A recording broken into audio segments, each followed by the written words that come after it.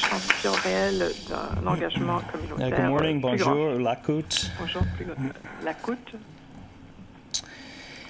I recognize that it may border on trite for the individual serving as Chief Electoral Officer to suggest that during 2017 we turn our thoughts to democracy.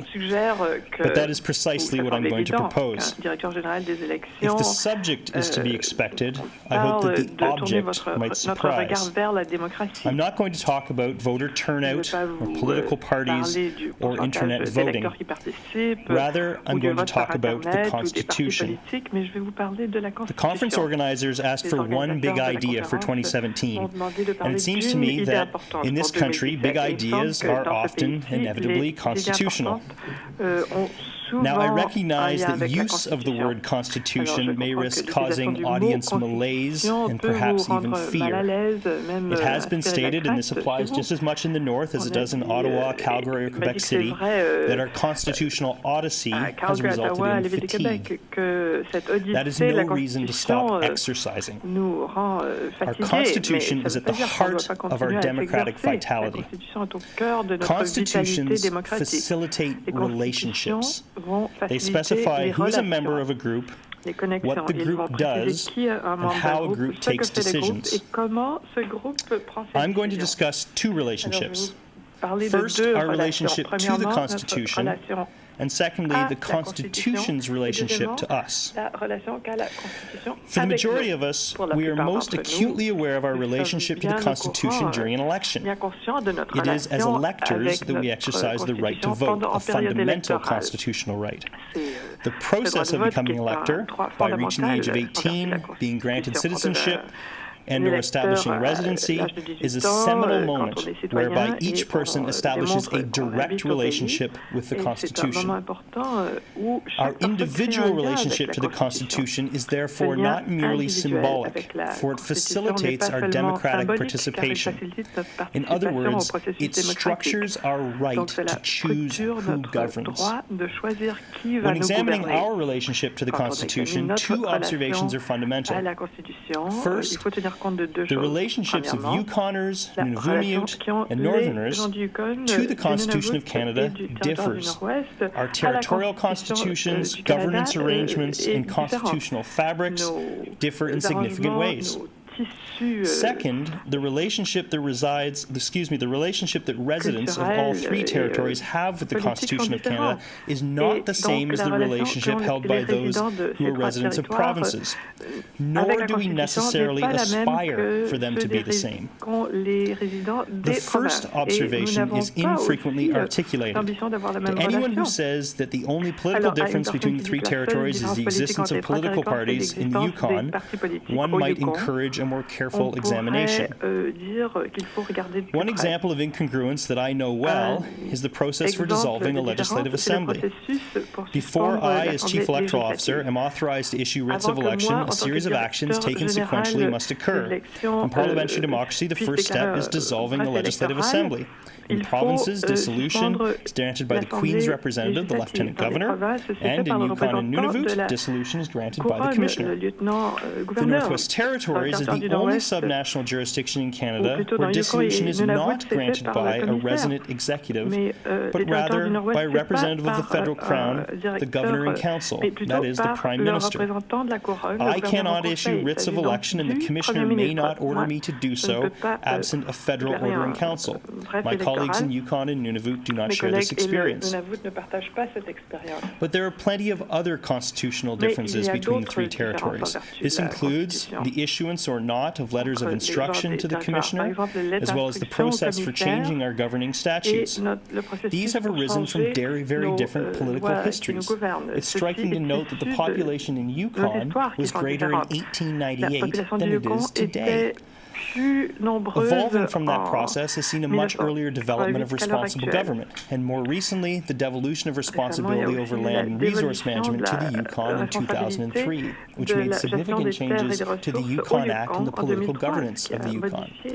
In Northwest Territories, the story is very different. It wasn't until 1951, that we elected some representatives to serve on our territorial council. It wasn't until 1975 that we had a fully fully elected territorial council, and not till 1985 that the commissioner was fully withdrawn from the day-to-day operations and administration of government. The political story in Nunavut is probably better known than those of Yukon or Northwest Territories, where with the Nunavut Land Claims Agreement and the creation of the government of Nunavut and officially the territory of Nunavut in 1999, the political history of Nunavut is certainly draws upon that in the Northwest Territories, but is certainly now, if not then, distinct and separate from. The territories, though perhaps of the same genus, are not and have never been the same species. The second of the two observations I made may be more fundamental. The constitutional fabric compared between each territory also differs, but it differs much more significantly than what one finds in any province. In Nunavut, public government functions alongside Inuit organizations, both of which have their origins in the Nunavut Land Claims Agreement. In Yukon, umbrella agreements and co-management bodies fuse some decisions in territorial governance. In the Northwest Territories, intergovernmental relationships are evolving as land claim and self-government agreements are signed. Popular understanding of constitutionalism in the North includes recognition of the inherent right to self-government. This difference is not trivial. These mechanical arrangements, though seemingly arcane, facilitate our individual relationships to the Constitution. They instruct us how to resolve differences and how to take decisions. They help bind us to each other as well as to the country. So the foregoing covers how we relate constitutionally to Canada. How does Canada relate to us? The Constitution of Canada is composed of three elements: the Constitution Acts, common law, and constitutional conventions. Over time, constitutional conventions have strengthened territorial stature. For example, premiers are called premiers, and they attend First Ministers' conferences as First Ministers. Although there is no territorial crown, letters of instruction to commissioners make clear that they are to behave as lieutenant governors in everything but name. Common law further underscores territorial vitality. Courts have confirmed everything from parliamentary privilege for legislators to the right to effective representation for electors. However, Canada's relationship to us in the written Constitution, I would argue, falls short. The Constitution Acts recognize the right to elect members of territorial legislative assemblies. That's about it. Perhaps it is time for Canada's written constitution to demonstrate a stronger relationship to us in the North. One might argue that the broad purpose of centennial celebrations is both to bolster civic pride as well as to reinforce political unity. How better, then, to symbolically build upon recent attention to the Arctic and the development of responsible government in all three territories than to enhance constitutional recognition of the peoples who live here? Now, an inevitable refrain is, of course, expected. Provincehood. I would not dare. Nearly 30 years ago, Gordon Robertson, a former commissioner of the Northwest Territories, who later went on to serve as clerk of the Privy Council, including in 1967, argued why provincehood is a mistaken goal. In fact, he was less critical of the goal itself and more simply pessimistic about the prospects for provincehood, given the constitutional amending formula, fiscal federalism, and the potential dilution of powers for other members of the Federation.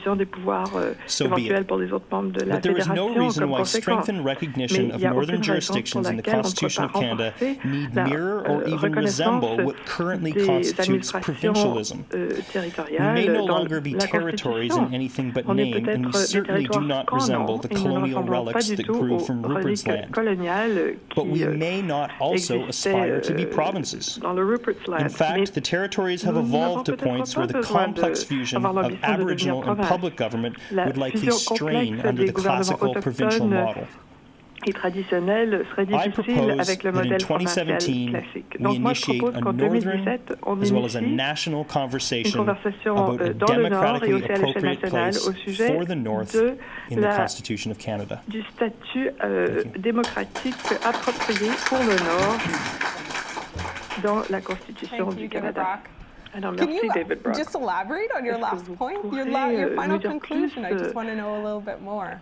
au sujet de votre conclusion finale. If either a new elector, someone who's just come of age or has just become a Canadian citizen, wants to better understand their relationship to the Constitution, the Constitution's relationship to them, one of the things they might first do is look at the Constitution Acts, particularly the Act from 1867. We all remember the British North America Act from high school history, or the Charter of Rights and Freedoms.